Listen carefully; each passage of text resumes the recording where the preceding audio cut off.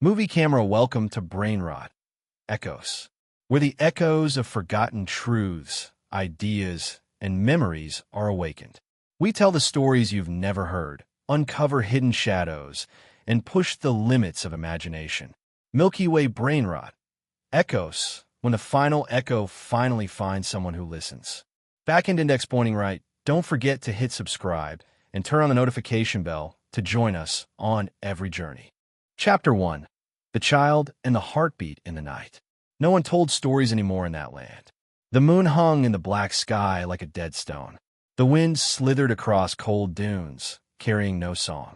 And the stars above, no one bothered to name them. The people of the tribe kept their heads down, furrowing dry soil, patching roofs close to collapse, counting the few seeds that remained. No one looked up. No one dared to dream. But that night, the child looked up. The child sat alone on a rocky ledge where no one came after sunset. Thin legs dangled over the cliff's edge.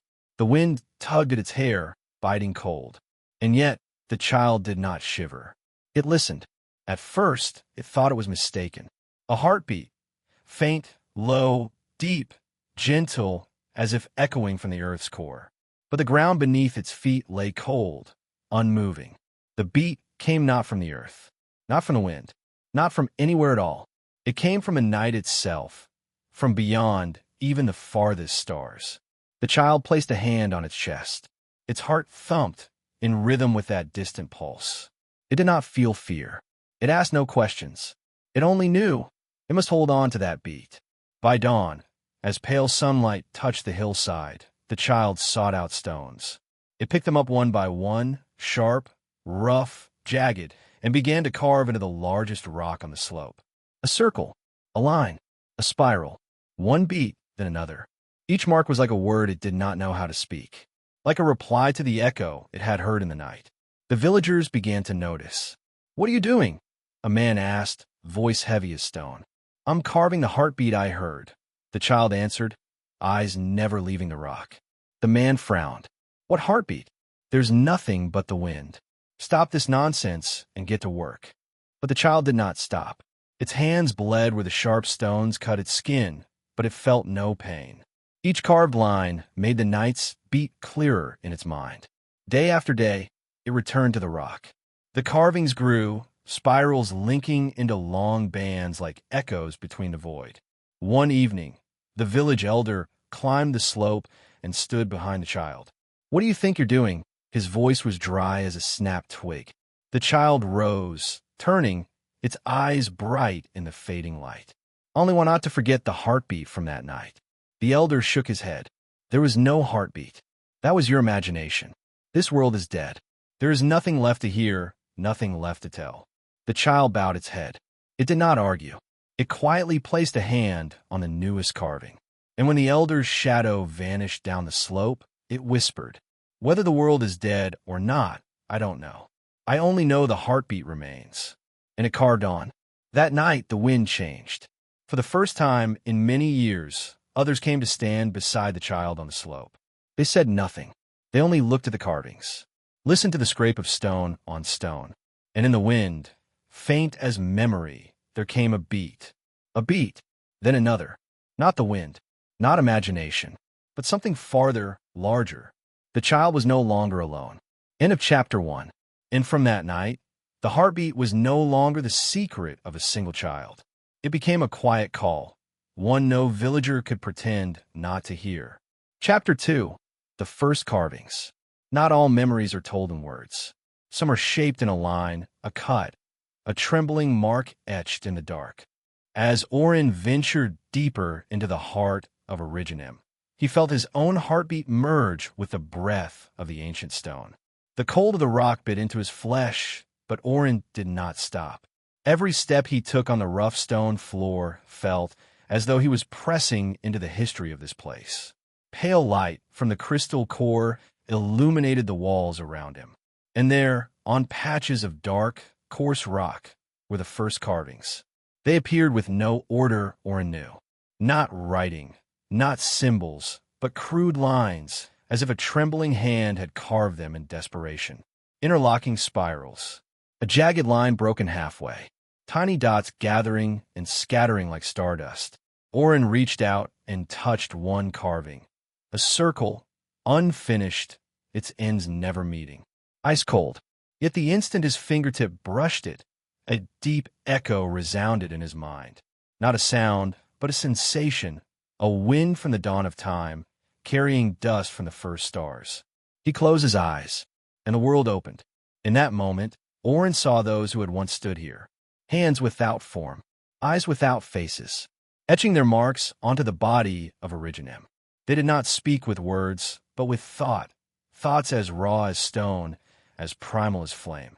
They carved to remember, for fear of forgetting.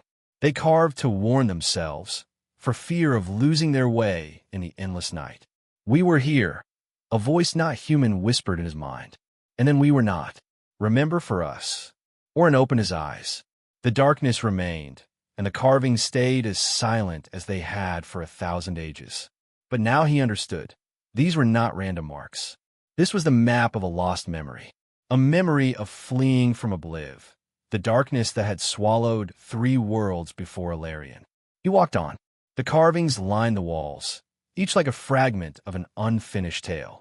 Some had carved their fear, empty eyes staring into the void. Others had carved their hope, a hand reaching for a distant, dim star. And deep within the darkest corner of the cavern, Orin saw a carving that held his gaze. A figure stood between 2 deep cracks, arms outstretched as if holding together a world splitting apart. Behind that figure, a thread of light, thin as silk, shone brightly enough to push back the thickest night. Orin knelt before the carving.